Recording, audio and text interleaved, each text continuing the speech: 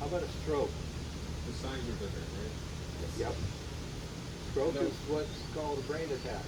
Stroke, you start smelling toast. You can. Not everybody does, but that is something that side of the symptom, yes. Basically, it's the brain needs lots of blood. Blood brings oxygen to the brain. If the blood stops flowing to the brain, then you get a stroke.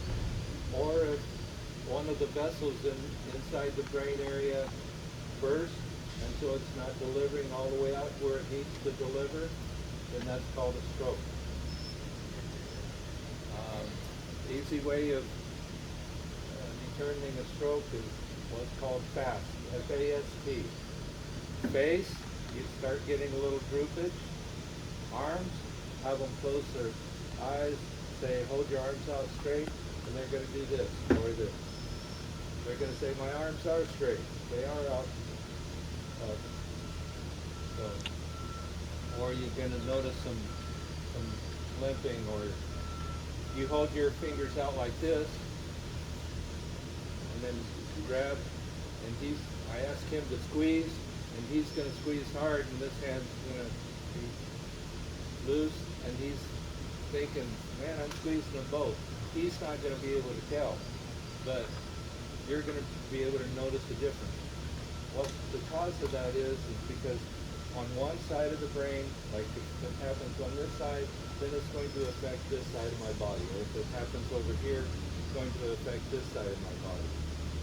So, face, arms, speech, you ask them questions, and they'll, or you call them Joe, and their name is George, and they don't even notice the difference. Or you ask them a question about the president, or where they're living, or anything about something where they ought to know the answer, and they give you some weird off-the-wall answer, then you know something's wrong, and you got to do something. And the T in FAST is time.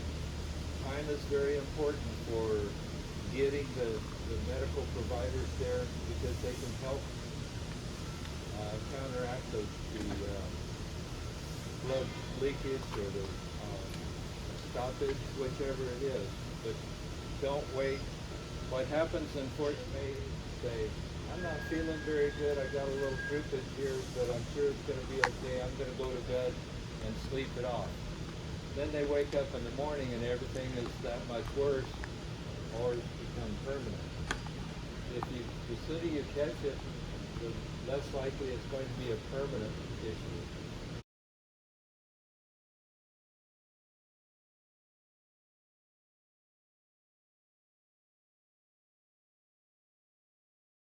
Want to talk about heart attack? Sure. So there's two different ways that we get a heart attack. Either your body develops a clot somewhere, and that clot moves and gets stuck in the heart. And the other way that's usually a little bit more common is from your diet. It's that plaque that builds up inside of your arteries. That plaque gets too big, and eventually it cuts off blood flow to a certain part of your heart. So that's a heart attack. Stroke is basically the same thing, just in a different part of your body.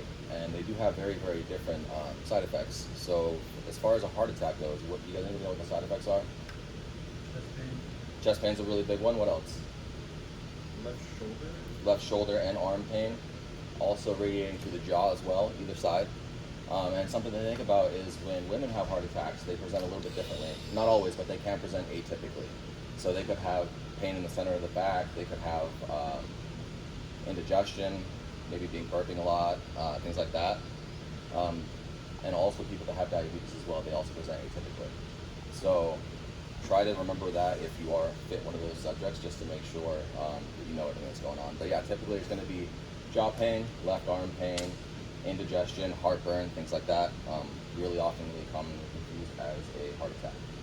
And then as far as stroke, what are the signs and symptoms for a stroke? What's that? Droopage. Yep, we went over a lot of those, a lot of droopage. A big one that you guys are going to see is confusion. They may not know where they're at, they may not know their own name, what state, city we're in, who the president is, like he said.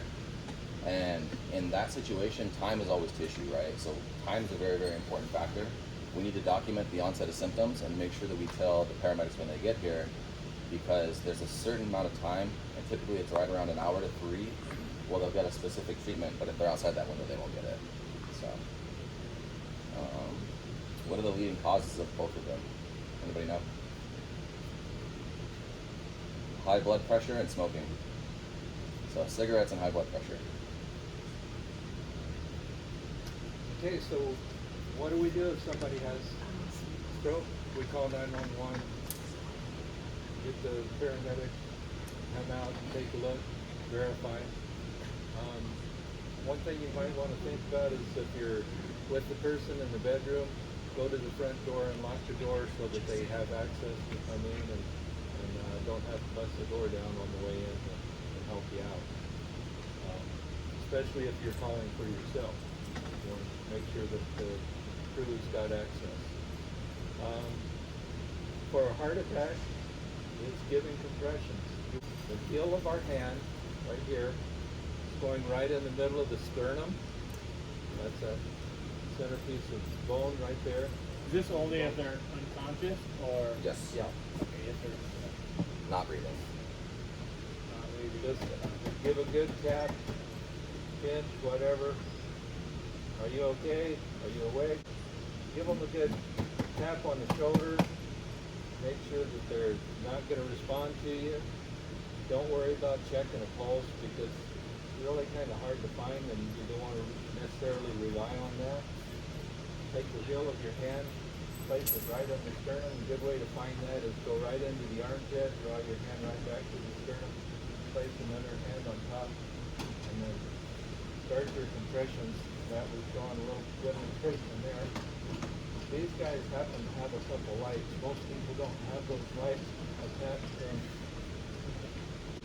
Want to get your phone out, dial 911, or even better yet, is if there's somebody else available in the plant, or if you're doing a home installation, call somebody to come help you. Let them dial 911 while you're doing compression. You want to get the compressions going as soon as possible and without any breaks if possible. Because it takes probably about 20-25 compressions before you get enough blood pressure build up before that circulation starts through the heart and up through the brain. If you don't get those compressions going soon, and then the brain starts dying. The different organs start dying. They're less likely to revive. So, you do as many compressions as you can. It's kind of difficult to do a lot of them, but you want to do as many as possible. And if you've got somebody to assist you, even if they don't know what it is to do the compression, how difficult is it for somebody to mimic what you're doing? Say, hey, can you do this? I got to take a break. And then you get the rescue crew coming. Don't worry about giving breaths. 20 a minute, and you're going to want to go at least 2 inches deep. A lot of problem people's first time when they're doing this, they start going and they're pumping at like 200 a minute and they're cooking. The problem with that is we're not giving the heart enough time to refill with blood before we pump it again, so it's not sending any blood to the body. And the other thing is you guys are going to get way too tired if you go that fast, and you're not going to be able to go for the full 2 minutes. So we'll put on a metronome if you guys need help when you're doing this in real life. Have somebody pull up YouTube and just put on a metronome for 100 beats a minute. Are we going? Okay, go. Alright, so then the armpit.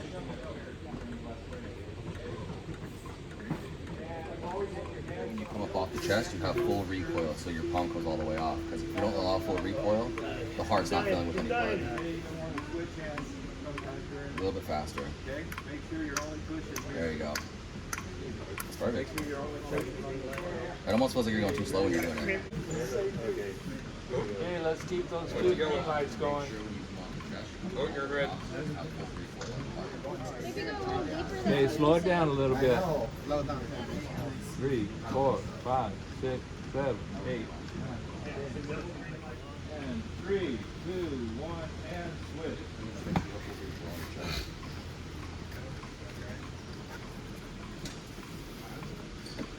Okay, now those that did compressions, The second round will be definitely easier. Once you get your body into it. probably between 7 to 10 minutes. So, guess what you're going to be doing for 7 to 10 minutes? Okay. That's why it's very important for you to give a holler and see if you can get some help coming over, somebody to swap back and forth with you. And then you go ahead and just try pacing yourself for a couple of minutes. Because if you start getting tired and you're not doing as deep, you might as well not be doing anything. You gotta keep that depth going, you gotta keep that speed going. Otherwise you're not getting that together, and they got an AED. And we have an AED. And so how many of you have been able to use one of these? So how many of you know how to use one of these? Signed up one last year. Okay. We'll say you see it. Yeah. Have you used one? Nope, I don't even know what it is. Oh, even better. It's called an automatic external defibrillator. Yeah, what's a defibrillator? Yeah, it's one of those. Okay, so you have one right over in the white box, right around the corner. And let's see. How would you like to look at that? All right. So let's come walking in and we'll see Charlie down here. What do we want to do, Charlie? Just check smack him a few times. Let's smack him a couple times. We got Charlie. Okay. Charlie, hello. No response. It's our compressions. Okay. Maybe you want somebody to get some So help call for you? 911. Okay. Bill's here with you. And he's ready to do something. He's not sure what to do. He's all nervous and stressed out, but you know how to do compressions. Start calling 911 and then I'll start on compressions. And what else could he do? Grab the defibrillator. Ah, good idea. Okay, so start doing some compressions. Okay? And Bill, you're going to come over here. You're going to grab the AED. You're going to take it. Now, my only clue is it's an electronic device. And what's the first thing you do to an electronic device? Don't do that. Turn it on. Okay, so let's see how you do. Go ahead and get down next to him. I'd open it all the way up.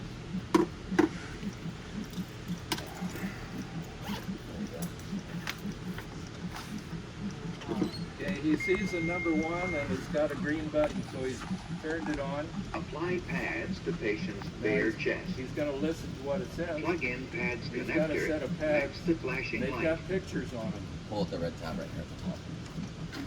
They pull right off. Apply pads. Plug Look in at that connector. picture. Put it right where that picture is on there. No, keep pushing here. So I gotta. Yep, don't worry about his hands. There's plenty of room to go. Okay? See where the other one Apply goes? pads. Plug in connector. Take a look at the picture. A little bit higher. A little bit higher. A little bit higher. Right there. All right. Now, what's it say? to Apply do? pads. Insert connector firmly. Okay, there's a flashing light on the AED, so he's going to plug the connector in. Notice how Analyzing heart rhythm. Bill's listening. Do not watching. touch the patient. Okay? Now, since you're in charge of the AED, Shock you want to make advised. sure nobody is touching Charging. the patient. Nobody's, Stay clear of patient. don't get too excited. Push Deliver button. shock now. Okay, wait. Press the orange Take a look button at the now. mannequin. Take a look at your partner here. He's not touching anything. Okay, now you can go ahead and push the button. View shock delivery. Okay, now start doing compressions Pause. again. Begin CPR. Okay, that's all it is for using the AED. It's turning it on. Ow. Forget it. No, that's okay. The 2-minute warning. Okay, turned off. Analyzing heart rhythm. Okay.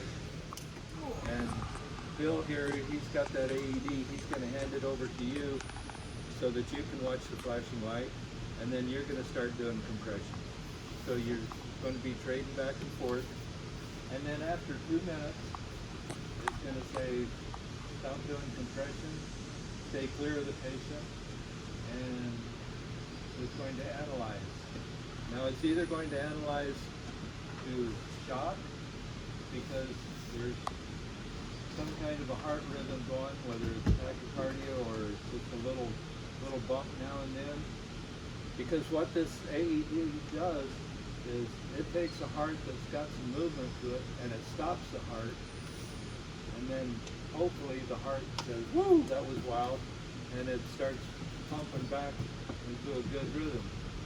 Sometimes it'll be just pumping too fast, it'll be not pumping fast enough, or it'll be a quiver.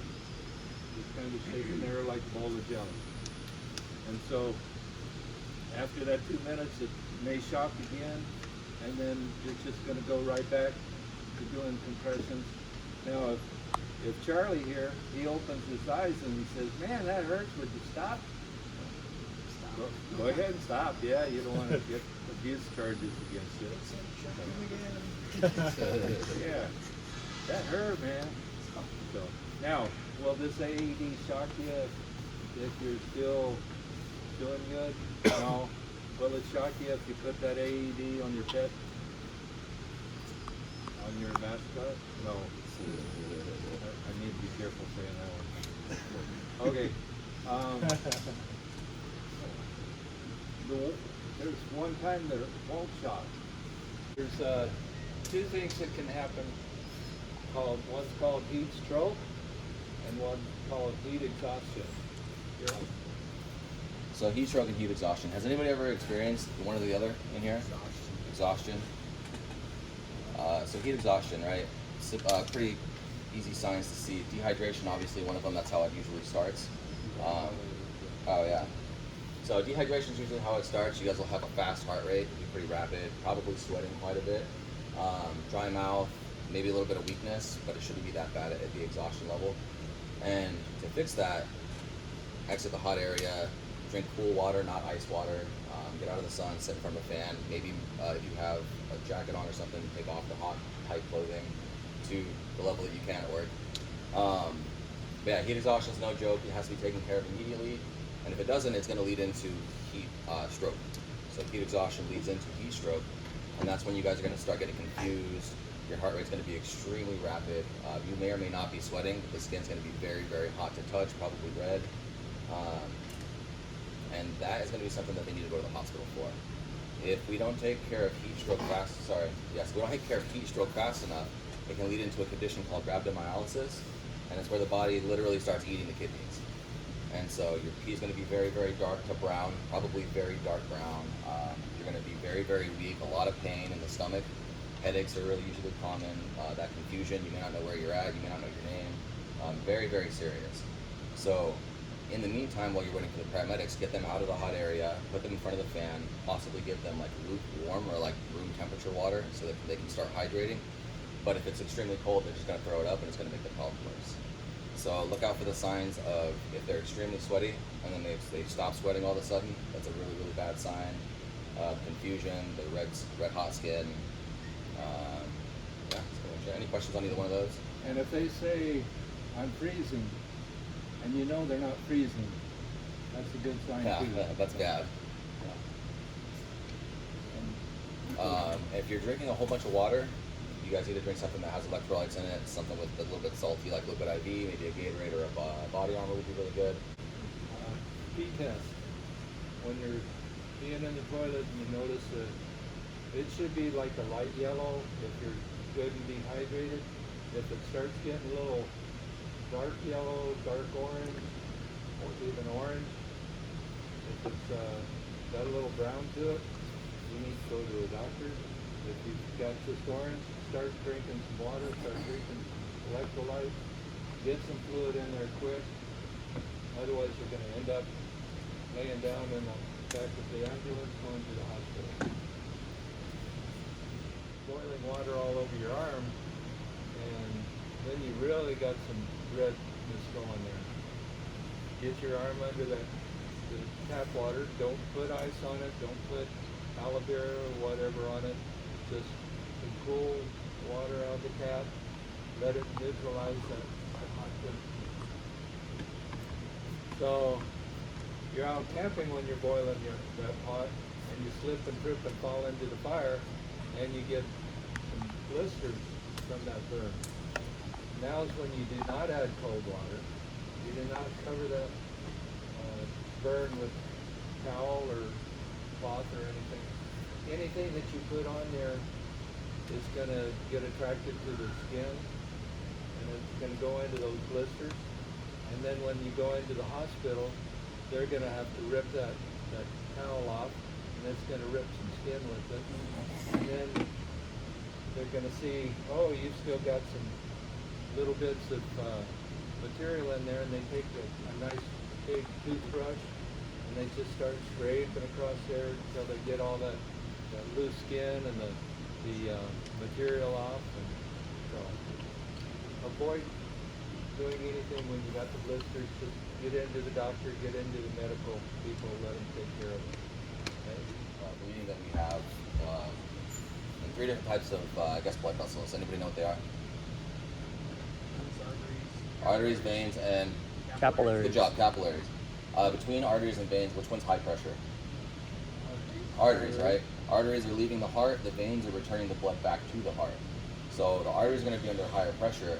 If we, let's say we trip and fall, hit the ground and kind of scrape our hands, that slow oozing that you guys see with a little bit of plasma coming out, that's going to be capillary bleeding, right? Get a napkin, a little bit of pressure, the bleeding should stop pretty well. If you guys end up severing a vein or bleeding from a vein, it's going to be a very slow ooze, and both capillary and venous bleeding are going to be a darker red. So it's going to be a slow ooze, should still stop with direct pressure unless it's a larger vein, you may need a little bit more than that. But for the most part, you should be okay as long as you take care of it right away. The bad one that we're scared of is the arterial bleeding. You sever an artery, it's going to be extremely bright red in color because it's an oxygenated blood. And every time the heart beats, you're going to see a spurt coming from that wound. That's going to be an arterial bleed. It's really, really important. You're fine where you're at. It's really, really important we take care of those quickly because anybody know how much blood we have in the body? 5 to 6 liters. So 5 to 6 liters in the body, right? And if I were to take one red blood cell in my body, put a microscope on it, and trace it through the entire system, how many times would it circle in 1 minute? Anywhere from 1 to 5 times. So if my heart rate is up, my anxiety is running through the roof, adrenaline's pumping through my system because I just severed an artery, it's probably going to be pumping close to 4 to 5 times a minute. So if we think about that, 5 liters, 5 times in 1 minute, how fast is it going to take us to bleed out and go unconscious from that artery severed? About 90 seconds probably at max. And that 90 seconds isn't purposeful movement, it's now I'm weak, now I'm tired, I can't see, I don't know what's happening, I'm very confused now I'm unconscious. Like Jeff said earlier, we can go about 3 to 4 minutes without oxygen. At about 6 minutes, we are brain dead, and 10 minutes, we're not coming back. So if the response time from the fire department is 10 minutes, and at 10 minutes we're not coming back, we got to intervene before they get here, right? So direct pressure is going to be your guys' number one. Anytime you guys see a bleed, always, if you have gloves, immediately put the gloves on and go straight to the wound and put pressure on it as much as you can. If that doesn't stop the bleed, you guys are going to have to upgrade to what's called a tourniquet. Super easy device, really easy to use. There is 4 parts to a tourniquet. You have the strap, has to be at least 2 inches thick. You have your windlass, the stick that you spin to create pressure. You have your retaining clasp, and the spot to put the windlass in to hold it in place. So these can either be preloaded onto themselves, where you already have it set up and good to go, or you can have it unloaded and just wrapped around the patient's arm. But basically, you slide this over the arm. We're gonna put this here for demonstration purposes, but always put your tourniquets high and tight, as high as they can go on the arm. So we're gonna tighten this down, and I'm not gonna tighten it all the way because I'll bruise Jeff. But we're tighten this, spin the windlass, take off the securing device. How tight do you spin that? So what we're gonna do is we're gonna fill the pulse. Oh no, we don't fill pulses. We're gonna do it until the bright red bleeding stops. So once you see the spurting stop, you guys are good to go. And then, Will that be painful for me? oh, extremely painful. Does it matter if it's painful? Nope, it's got to stay on. How long? We do you have guys- these in the kitchen too. How long do you guys think you can have a tourniquet on without having any deficits? So the longest recorded time with surgery was 6 hours. So they had this on 6 hours, went to surgery, came back, no deficits at all. The longest recorded time without surgeries was 4 hours. So from the time they put it on, if you get to the hospital in 4 hours and get it fixed, you should be completely fine. So don't worry about if it's have been on for too long. Make sure you write the time that you guys installed the tourniquet and put it on to make sure that's good to go. If you put one of these on and it doesn't work, or let's say you didn't get it tight enough, throw another one on. High and tight, just put it right below, right? The biggest thing to get these to work is you need to get the strap right here as tight as you possibly can before you start twisting that windlass. Tight, tight, tight. So right now it already really hurts. And you should be able to stop 80% of the blood flow from just tightening this strap alone. And then once you spin the windlass, this windlass should only be able to be spun probably 1.5 to 2.5 times. If you go over 3, 4, 5 turns, you didn't tighten this tight enough and it's not gonna work. Just put another one on, yep. Yeah, even as a paramedic in the ambulance, my job, I will never take one of these off. It's gotta be a surgeon. Yep. Because I gotta be ready for whatever's coming off after this comes off, and I'm not definitely ready for that, so. Oh. Has anybody ever seen one of these in person? You can send it around, get hands on it. I wouldn't recommend tightening it on yourself because it will bruise, it will pinch, it hurts pretty bad. And what about like making your own? Making your own tourniquet is not Yeah, the like on a yeah, not the best idea. If you do it, it has to be at least 2 inches thick. But improvised tourniquets fail 80% of the time. And while you're getting the shirt ready, while you're getting that belt ready, the whole time that patient's bleeding out. So if you have to use an improvised tourniquet, absolutely have to, like a belt or something, have someone hold direct pressure, put the belt above that, and then don't let go of the direct pressure. Use them both together. But yeah, direct pressure is going to be your guys' best bet if you don't have anything else. EpiPen's a life-saving device. This is for an anaphylactic reaction. To notice if someone's in an anaphylactic reaction, typically they're going to have a really, really hard time breathing. Skin's going to be red and flushed. The heart rate's going to be racing. They could probably be sweating. And usually if somebody has an anaphylactic reaction, they have allergies that severe, they're going to know it, and they typically have an EpiPen on it. It's really important to know how to use this because if I'm having an anaphylactic reaction, I may not have the strength to give this to myself. It's a one-time use. It's very, very important, and it's super, super easy to use. If you guys need instructions, there's typically instructions on here.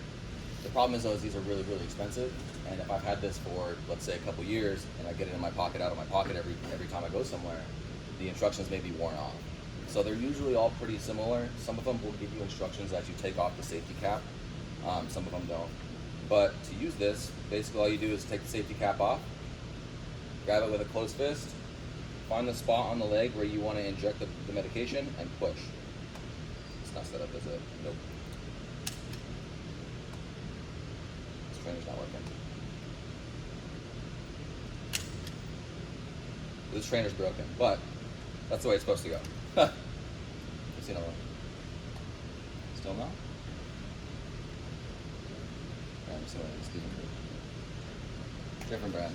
So, take the, yeah, right. Take the safety cap off, go to the leg, inject it, hold it for 15 seconds, and then when you let go, it should be good to go. And you'll notice that it actually stays suppressed just a little bit. The biggest thing I've seen with EpiPens that we teach at the MCC for the EMTs, they always want to put their thumb on the other side of the cartridge. It doesn't take that much pressure to inject this into someone's leg. You could literally put it there and kind of push aggressively and it'll go in.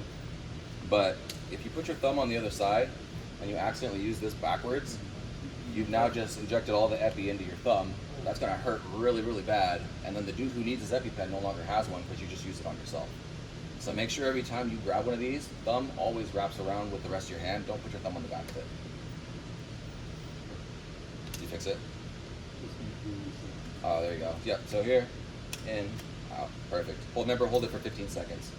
And then, I'm sure, we can spin them around though. I'm sure you guys have all seen a movie where somebody's done this. They always go for the seam of the jeans right here.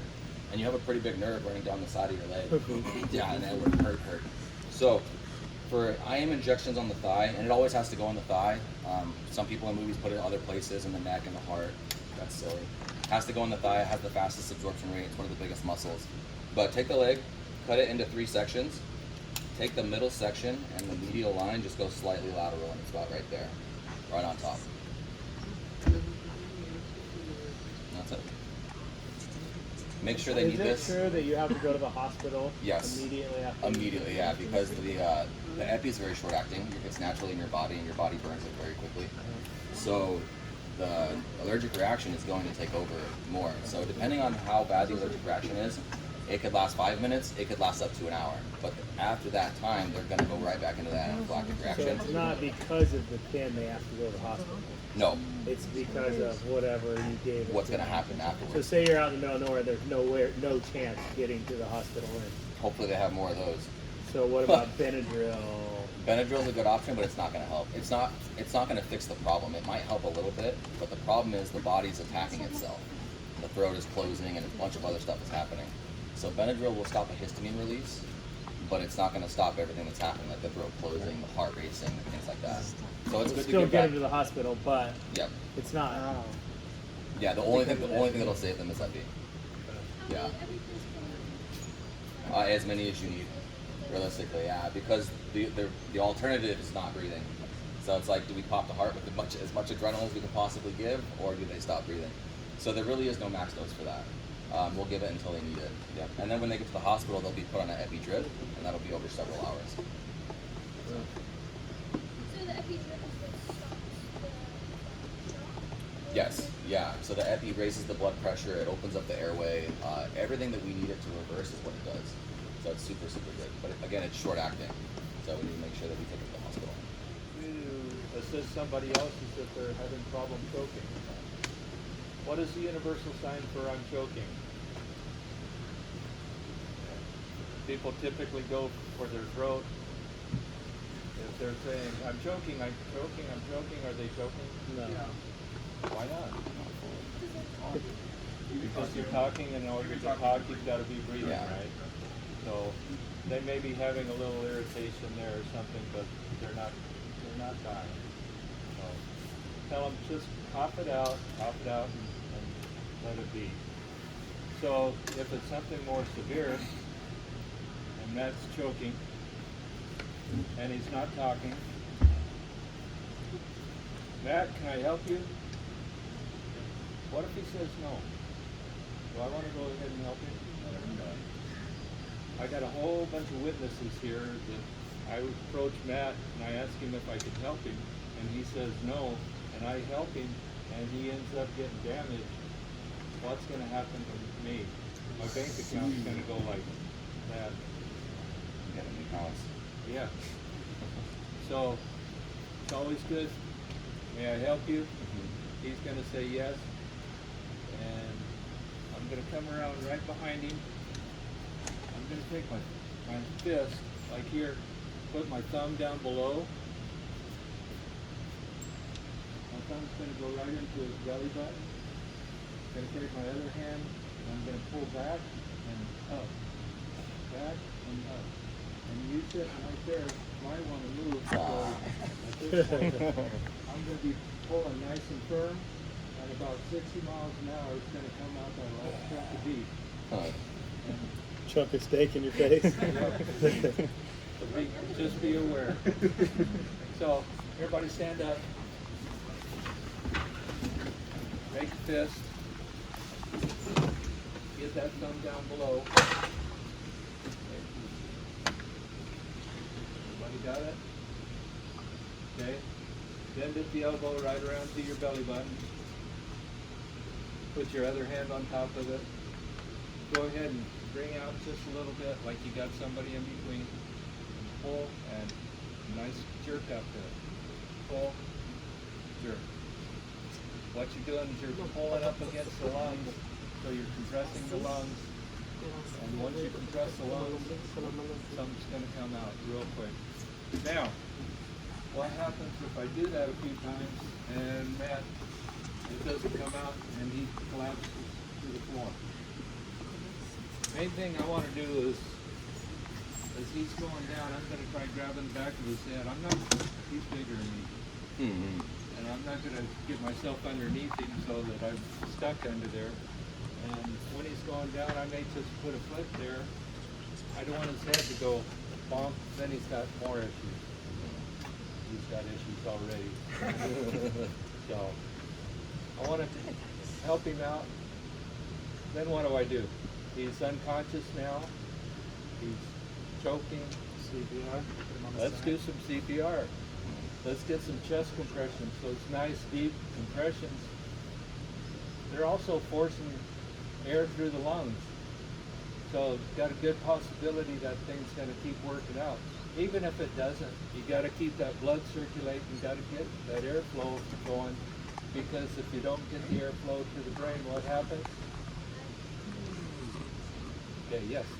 Do you also want to kind of like tilt his head back to like potentially open up the airway so it can be dislodged?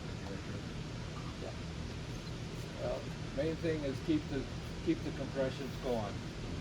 If you see it start coming out and you can reach it right there and you're brave, reach in, grab that hunk of steak, pull it out, and that may be enough to help him revive.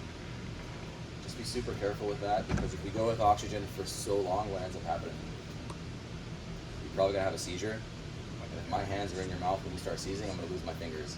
So just be super, super careful reaching into other people's mouths. You can do it if you see it, but I wouldn't go too deep. Okay, any questions regarding choking? They're small, and you can pick them up and like handle them. Will kind of like the same thing. It's abdominal thrust, but instead you're holding their head down, so gravity will take help, and you're pushing on that same spot, kind of like compressions, but holding them like this. Head up, yeah. And then you can flip them over and also do back blows too, but that's the option. If they're like a little kid but they can stand up and you can't pick them up, it's going to be pretty much the same as it would be for an adult. Abdominal thrusts until they go unconscious. Once they go unconscious, lie them down and start doing compressions. But get down to their size, thumb in the belly button, do the same thing. So Narcan is a drug that will reverse opioids, right? Everybody know what opioids are? No. Opioid. It's a drug that reduces pain. Hydrocodone, OxyContin. There's street ones like fentanyl, heroin, things like that, right? What's that? Benzos, not so much. So Narcan does not work on benzos. It only works on opioids. So it won't work on Xanax. It won't work on other drugs like that. But again, only for opioids, right?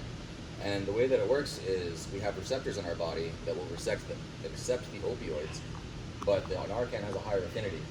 So it goes to the receptor site, gets on there, and it's like, nope, nothing else is getting in here. So the opioids don't work. So fentanyl is an opioid? Yes, it's very, very good for fentanyl. That's actually the biggest problem that we're having with that right now, and so the fentanyl is very, very useful for that. The problem is, kind of like with the allergic reaction, the fentanyl, or the Narcan is very short acting. So after about 5 to 10 minutes, that opioid's going to take back over, and they're going to go back down. The biggest problem with opioids, and the thing that actually kills you, is it's a central system nervous depressant. So it's going to make you stop breathing. Really, really comfortable. You fall asleep, you don't know it. You stop breathing, and then 4 to 6 minutes later, you go unconscious, or you're already unconscious, and then you die. So if you can get the Narcan on board, typically it's a nasal spray, one time use right in the nose, they're going to wake up pretty fast. They're going to be probably pretty aggressive. Typically people that use opioids then overdose on them, not always, but usually they're pretty heavy users. They use it frequently. So if they have that addiction and they're going through it every single day, if you give them Narcan, you're going to send them into an instant, immediate, aggressive withdrawal. Like the worst withdrawal they've ever had in their life, because you've just taken all their receptors and blocked them completely. So they're going to wake up, they're going to be violent, they could be vomiting aggressively, they may want to fight you. Just be cognizant of all that before you give them Narcan. But you still have to give it, right? If they do wake up ever like that, just step back away. Take a step back. Yep. Let them figure out where they're at and kind of try to explain what's going on, because they're going to be super confused too. But yeah, just be ready for it and kind of just take it. But usually, if it's not super bad, they're going to fall asleep and stop breathing, right? If you shake them and they wake back up, they're going to start breathing again. But if you don't stimulate them and keep them engaged, they're going to fall back asleep and stop breathing again. So if you can wake them up and keep them awake, they may not even need Narcan, just keep them awake until the paramedics get there, and then they can assess. But if you can't wake them up, if they seem like they stop breathing, if they start snoring while they're awake, they definitely need the Narcan. So bust it out, like I said, right in the nose. So Narcan only is like useful for like 5 to 10 minutes again? Yeah, well, it depends on how aggressive the overdose is. It could last like 30 minutes. But again, kind of the same situation where they're going to need to go to the hospital and get put on a Narcan drip. So you just keep using Narcan? Yep. Yeah, so Narcan is very, very good because it doesn't have any side effects and it doesn't do anything in your body if you don't have any opioids. So right now we could all take some Narcan and it wouldn't do absolutely anything to anybody. But I think certain places like CVS and Walgreens, they're starting to sell it over the counter now. Okay. There are some websites, and I think it's stopoverdose.com. I could be wrong about that. But I think if you fill out something, they'll send some to you in the mail for free. It's very, very easy to get nowadays. So in this immediate area, we have a lot of rattlesnakes, especially if you go a little bit further east and north. Also, really, really big on black widows, really big on scorpions. A lot of venomous things that want to leave you alone, but if you go into their environment, obviously they're going to try and attack you, get you out of there, right? So, snake bites. If you guys get if you guys get a rattlesnake bite, it's going to hurt really, really bad. But typically, unless you're super young or an elderly person, it's not going to kill you. You should still go to the hospital. They still have some anti-venom that you can get. But again, it's going to hurt really, really bad. Your heart rate's going to go up.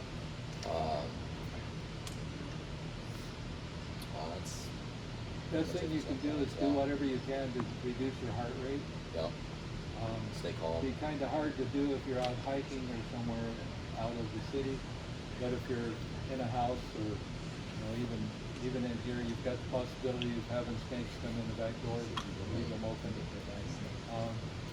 Just calm down as much as possible. Get somebody to help you transport it or get a fire crew here as soon as possible so that they can get some antidote.